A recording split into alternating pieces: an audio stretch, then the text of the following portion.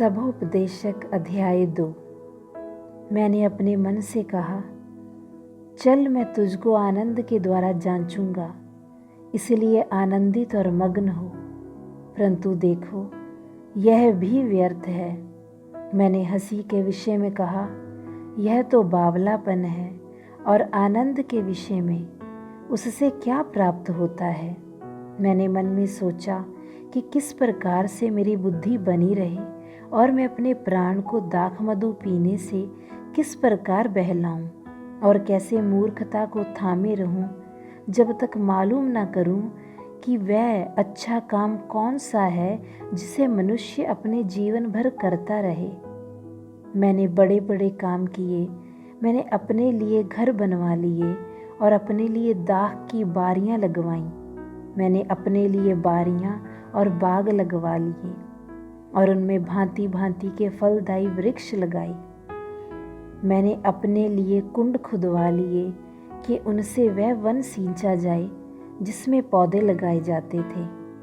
मैंने दास और दासियां मोल ली और मेरे घर में दास भी उत्पन्न हुए, और जितने मुझसे पहले यरूशलेम में थे उनसे कहीं अधिक गाय बैल और भेड़ बकरियों का मैं स्वामी था। मैंने चांदी और सोना और राजाओं और प्रांतों के बहुमूल्य पदार्थों का भी संग्रह किया। मैंने अपने लिए गायकों और गायिकाओं को रखा और बहुत सी कामिनियां भी, जिनसे मनुष्य सुख पाते हैं, अपनी कर ली। इस प्रकार मैं अपने से पहले के सब यरूशलेम वासियों से अधिक महान और धनाढ़ हो गया। तो भी मेरी बुद्धि ठिकाने नहीं, और जितनी वस्तुओं को देखने की मैंने लालसा की, उन सबों को देखने से मैं ना रुका। मैंने अपना मन किसी प्रकार का आनंद भोगने से ना रोका, क्योंकि मेरा मन मेरे सब परिश्रम से अधिक आनंदित हुआ, और मेरे सब परिश्रम से मुझे यही भाग मिला।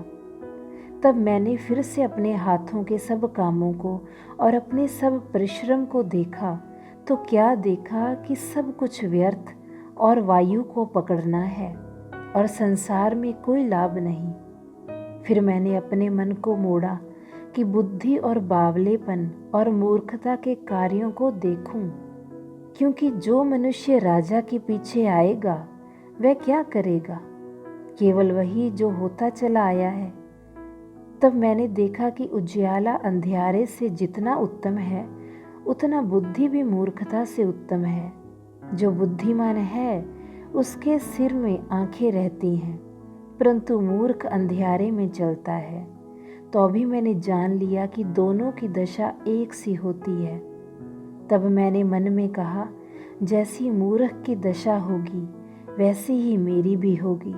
फिर मैं क्यों अधिक बुद्धिमान हुआ, और मैंने मन में कहा कि यह भी व्यर्थ ही है, क्योंकि ना तो बुद्धिमान का और ना मूर्ख का स्मरण सर्वदा बना रहेगा, परंतु भविष्य में सब कुछ भुला दिया जाएगा। बुद्धिमान कैसे मूर्ख के समान मरता है। इसलिए मैंने अपने जीवन से घृणा की, क्योंकि जो काम संसार में किया जाता है मुझे बुरा मालूम हुआ, क्योंकि सब कुछ व्यर्थ और वायु को पकड़ना है। मैंने अपने सारे परिश्रम के प्रतिफल से, जिसे मैंने धरती पर किया था, घृणा की, क्योंकि अवश्य है कि मैं उसका फल उस मनुष्य के लिए छोड़ जाऊं जो मेरे बाद आएगा। ये कौन जानता है कि वह मनुष्य बुद्धिमान होगा या मूर्ख? तो भी धरती पर जितना परिश्रम मैंने किया और उसके लिए बुद्धि प्रयोग की, उस सब का वही अधिकारी होगा। यह भी व्यर्थ ही है। तब मैं अपने मन में उस सारे परिश्रम के विषय जो मैंने धरती पर किया था निराश हुआ, क्योंकि ऐसा मनुष्य भी है जिसका कार्य परिश्रम और बुद्धि और ज्ञान से होता है और सफल भी होता है, तो भी उसको ऐसे मनुष्य के लिए छोड़ जाना पड़ता है जिसने उसमें कुछ भी परिश्रम न किया हो। यह भी व्यर्थ और बहुत ही बुरा है। मनुष्य जो धरती पर मन लगा लगा कर परिश्रम करता है, उससे उसको क्या लाभ होता है? उसके सब दिन तो दुखों से भरे रहते हैं और उसका काम खेद के साथ होता है। रात को भी उसका मन चैन नहीं पाता, यह भी व्यर्थ ही है। मनुष्य के लिए खाने पीने और परिश्रम करते हुए अपने जीव को सुखी रखने की सिवाय और कुछ भी अच्छा नहीं। मैंने देखा कि यह भी परमेश्वर की ओर से मिलता है, क्योंकि खाने पीने और सुख भोगने में मुझसे अधिक समर्थ कौन है। जो मनुष्य परमेश्वर की दृष्टि में अच्छा है, उसको वह बुद्धि और ज्ञान और आनंद देता है, परंतु पापी को वह दुख भरा काम ही देता है कि वह उसको देने के लिए संचय करके ढेर लगाए जो परमेश्वर की दृष्टि में अच्छा हो।